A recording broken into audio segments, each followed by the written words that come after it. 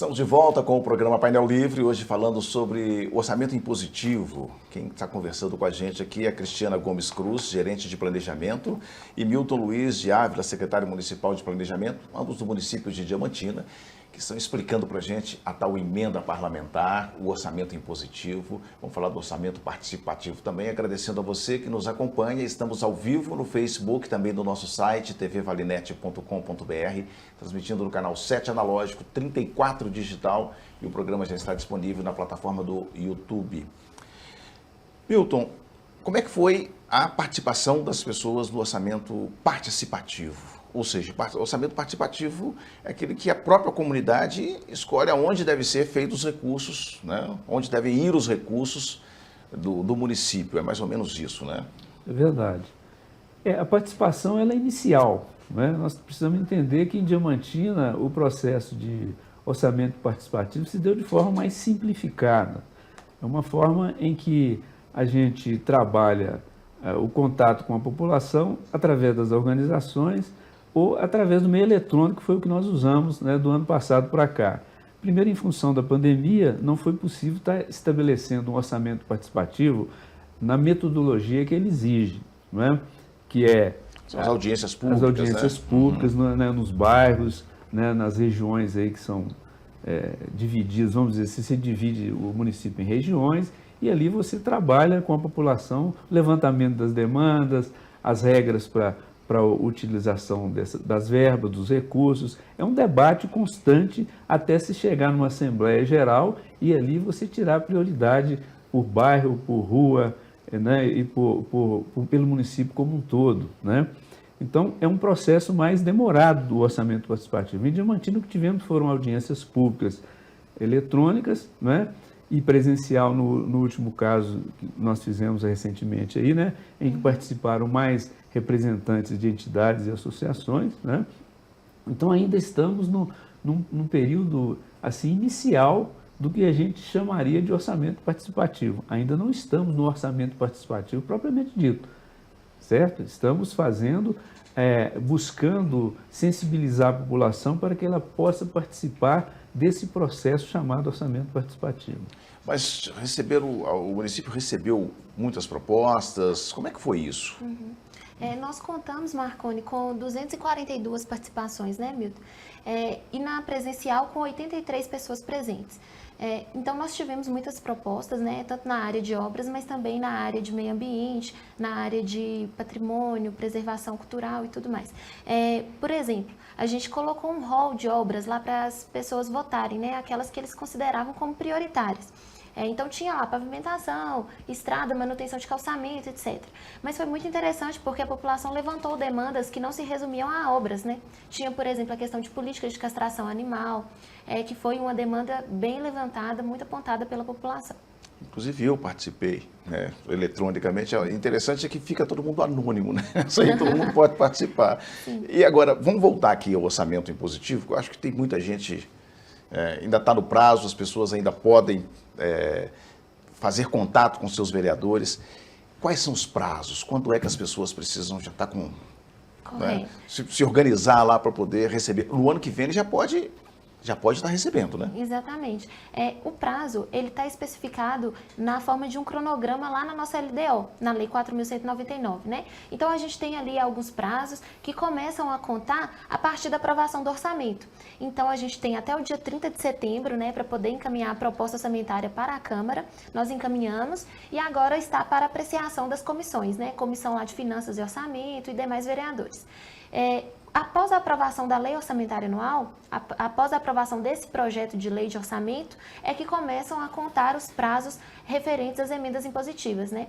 Então, os vereadores vão fazer as indicações, encaminhar para o executivo terá um prazo ali, se eu não me engano, de 30 dias ou 60 dias. São 60 inicial, depois 30, 30 Isso. e 30. Para que a gente faça a análise se existe algum impedimento de ordem técnica que torne a execução da emenda inviável, né? E aí, se houver, porventura, algum impedimento, existe a devolutiva para o Poder Legislativo fazer a adequação e retorno para que a gente possa, de fato, incluir e publicar o orçamento. Há possibilidade de cair em exigência e no ano que vem, por exemplo, isso ser suprido e e as pessoas poderem receber? Por exemplo, se tiver algum problema, questão de execução, entrar em carência, é possível corrigir isso? Eu estou preocupado com a instituição, entendeu? Que às vezes a gente conversa muito as questões internas, como é que é o trâmite na prefeitura. Agora, a instituição que vai receber, ela não está muito preocupada com isso. Ela está preocupada com como que ela vai receber. Para a execução, né? Que ela tem ali para executar os recursos que porventura ela vem receber. O prazo é 1 ano. Porque o que acontece? 1 ano, não a partir do recebimento. A gente tem o exercício de 2023 para fazer a execução. Porque a lei orçamentária, como o próprio nome já diz, ela é anual. Então, deu ali 31 de dezembro, ela não está mais vigente. Vai ser um novo orçamento que será proposto. Então, serão novas emendas com novos valores. Então, só tem aquele período ali, ao longo de 2023, para fazer todo o procedimento de execução e de prestação de contas do recurso recebido e utilizado. Como funciona a prestação de contas? A instituição que receber esses recursos, ela terá que seguir o mesmo trâmite de prestação de contas que a prefeitura usa? Não é algo muito fácil de se fazer, né? No caso das casas de saúde, tudo bem, mas as outras instituições, elas vão ter que ter um profissional para poder usar isso. Esses custos já podem ser colocados também no planejamento de execução? Sim. Normalmente, quando a prefeitura firma, por exemplo, um convênio com alguma instituição, na instituição, por exemplo, na organização da sociedade civil, já existe ali, por exemplo, um conselho administrativo ou um conselho fiscal que já tem essa habitualidade de realizar prestações de contas, né? Normalmente as que estão regulares e que já realizaram convênios anteriores com o município, com a prefeitura, né? Esse procedimento de como fazer a prestação de contas, checklist e tudo mais, tem que seguir algumas normativas, né? Existem algumas normas aí que a gente segue, decretos, além de instruções normativas e até mesmo um manual de prestação de contas da Controladoria Geral do município. Então, isso vai depender de qual entidade estará recebendo o recurso, né? E de qual será a forma de execução. Porque, por exemplo, Marconi, se o município executar o recurso da emenda impositiva através de uma obra, seja licitada ou através da própria estrutura ali da prefeitura junto à Secretaria de Obras, a prestação de contas vai se dar de uma forma diferenciada, através, por exemplo, das medições, conforme a obra for sendo realizada e o pagamento ali dos fornecedores, entendeu? Miltinho, quando você que está aí há bastante tempo na administração pública, acho que isso vai acabar dando certo no futuro. No futuro, acho que vai ser um processo de aprendizagem muito grande. Como é que você enxerga isso? Você vê desafios possíveis de serem suprimidos, ou você acha que o próprio legislativo vai ter muita dificuldade diante do quadro que a gente está vendo hoje? Ou isso será algo que vai ser mais funcional para as próximas legislaturas? Eu acredito na segunda colocação sua aí, para os próximos legislativos. Por quê? Nós temos aí mais 2 anos, vamos dizer assim, praticamente, para encerrar esse mandato, certo? Então, estamos iniciando em Diamantina, a partir do ano que vem, a implementação das emendas impositivas. E elas têm regras, com certeza têm regras. Um dos problemas maiores é a pressão de contas mesmo. Porque, como você falou, o recurso ele é alocado, é colocado, mas tem que saber como geri-lo. Como é que vamos trabalhar, tem regras. Então, tem que ter muita disciplina as associações aí, e acho que algumas delas têm condições de fazer isso, com certeza. Tendo um acompanhamento técnico ali, elas conseguem fazer isso. Isso se remetendo para a prefeitura faz a prestação de contas normal, não teria problema algum nesse sentido. O problema é a questão da experiência, que tem que ser adquirida ao longo do exercício. Não temos como dizer hoje que vai dar certo ou que vai dar errado. A gente acredita que vai dar certo, seguindo as regras e as pessoas se capacitando para entender o processo e trabalhando. Como eu disse aqui, a Câmara, nesse primeiro momento, tem que ter essa capacitação inicial de entendimento do processo. É uma responsabilidade muito grande nesse sentido, não é? E é claro que com a cooperação do Executivo e o entendimento de que o Legislativo precisa executar, já que ele foi quem demandou esse tipo de proposta, né? Foram eles que a Câmara, o Legislativo, foi quem quer que isso aconteça, é só dotar, né, as questões para que isso aconteça de fato. Mas eu acredito que tudo na vida, né, de uma certa forma, ela acontece na medida que a gente vai experimentando e vai fazendo aquilo se transformar numa coisa viável e possível de ser executada. Porque a Cristiana falou algo interessante, né? As instituições, grande parte das instituições, né, estão muito preparadas para poder fazer isso. Mas não pode esquecer que os vereadores é que vão indicar, e vão indicar para suas bases. Claro que 50% vai para o hospital, ou a Santa Casa, que estão muito bem estruturada, ou talvez algum OCIP, mas certamente vai para time de futebol, grupo de capoeira, né? Vai para associação de bairro, que não tem essa estrutura. Mas eles terão que se profissionalizar, né? Aí que está a história. Vai receber um recurso público, vai ter que cuidar bem dele. Aí vamos entender o que é administração pública. Pública, não é uma coisa informal, né? Por isso que colocamos a questão das associações que receberem esse recurso, elas estarem habilitadas para tal, né? Porque se não tiver, vai dar problema nesse sentido, né? Eu acredito.